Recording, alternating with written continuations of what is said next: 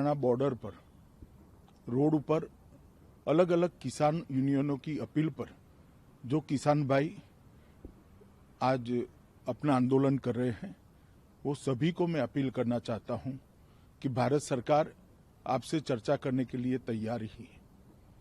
3 दिसंबर को कृषि मंत्री जी ने आपको निमंत्रण पत्र भेजा है चर्चा के लिए, और भारत सरकार आपकी हर समस्या और आपकी हर मांग पर विचार विमर्श करने के लिए तैयार है। जो आज अमित शाह जी की स्टेटमेंट आई है कि किसान पहले बिराड़ी में चले जाएं, फिर हम पहले बातचीत करने के लिए तैयार हैं, एक कंडीशनल उनकी मीटिंग देने का एक तरीका है। ये उनका तरीका अच्छा नहीं है। उन्हें बड़ा दिल दिखाना चाहिए, वो देश के गृह मंत्री हैं। उन्हें ये करना चाहिए कि किसान हमारे यहाँ पे आए हैं तो कंडीशन रखने की ज़रूरत नहीं है। खुले दिल से उन्हें कहना चाहिए कि आइए मेरे से बात करिए, और किसान यहाँ से खुशी खुशी अपने आप वहाँ जाने के लिए तैयार हो जाएंगे, ऐसी बात नहीं है। लेकिन जब ऐसी कंडीशनें रखती है सरकार, उससे जरूर किसानों का जो आक्रोश है वो बढ़ता है। इसलिए ये मतलब अच्छी उनकी स्टेटमेंट मैं समझता हूँ, ठीक बात है। उन्होंने ये कहा है कि हम बातचीत करने के लिए तैयार हैं, और हम कल हमारी बैठक होगी, इस पर विचार चर्चा होगी। कल हमारी बैठक मान लीजिए 9 बजे सुबह शुरू होगी। उस बैठक में इनकी स्टेटमेंट पर मतलब विचार चर्चा करेंगे कि उनकी बैठक के संबंध में हमने क्या करना है क्या नहीं करना, ये कल की बैठक में तय होगा।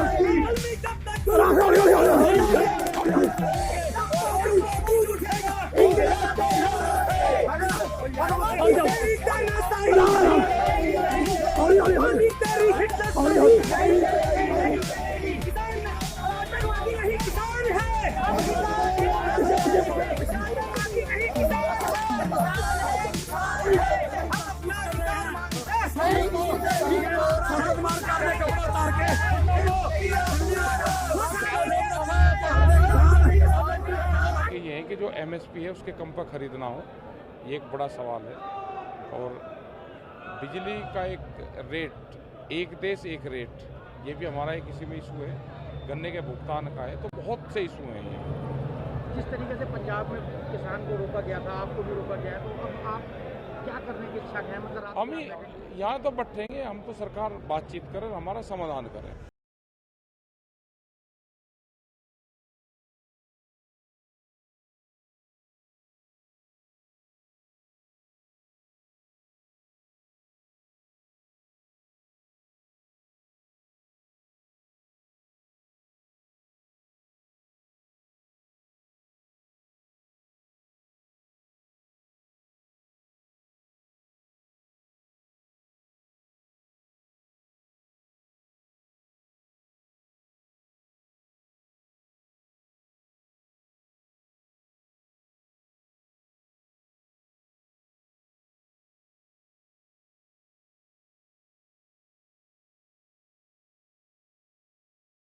टीवी सभी देशवासियों से मार्मिक अपील करना चाहता है कि शादियों में भोजन की प्लेट में भोजन को व्यर्थ ना छोड़ें, और ये कहीं ना कहीं जो माँ अन्नपूर्णा है उसका अपमान है। अपने दर्शकों को बता देना चाहते हैं 25 नवंबर 2020 देवउठान एकादशी और तुलसी विवाह के साथ ही जो है वो शुभ मुहूर्त शुरू हो जाएगा, और देश भर में शादी विवाह शुरू हो जाएंगे।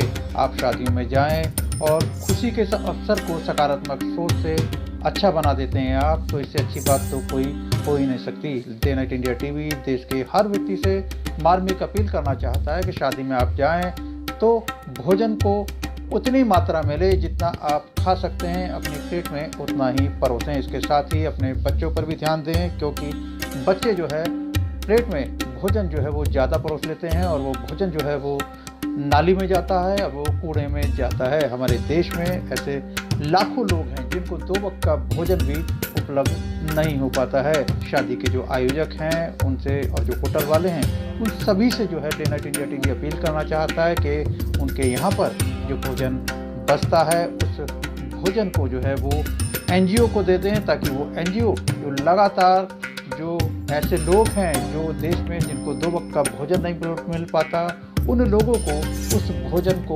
उन तक पहुंचाते हैं। तो ये डे नाइट इंडिया टीवी की एक मार्मिक अपील है और देशवासी, हमें उम्मीद है कि इस अपील के ऊपर जो है वो अमल करेंगे और इससे जो शादी ब्याह में जो भोजन व्यर्थ जाता है उसको व्यर्थ जाने से रोकेंगे। धन्यवाद। नमस्कार, डे नाइट इंडिया टीवी आपके लिए जल्द आ रहा है, आपके और आपके अपनों के लिए आपकी कामयाबी की बात दीनदयाल जी के साथ। आप कारोबारी हैं, आप कलाकार हैं या आर्टिस्ट हैं या आम दुकानदार या कोई भी सफल सेवा प्रदान करता, आपकी सफलता हजारों और लाखों लोगों तक पहुंचाना चाहते हैं तो आपके दिल की बात डे नाइट इंडिया टीवी पर होगी, एडिटर दीनदयाल जी के साथ।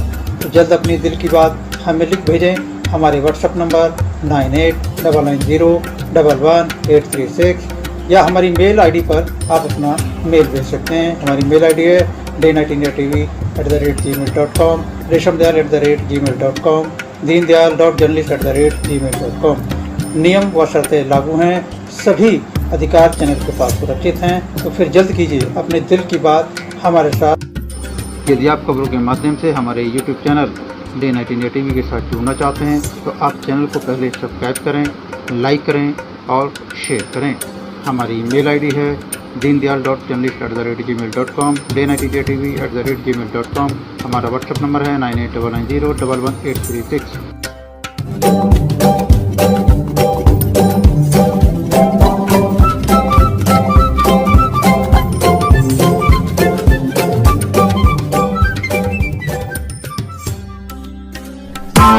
Press the bell icon on the YouTube app and never miss another update.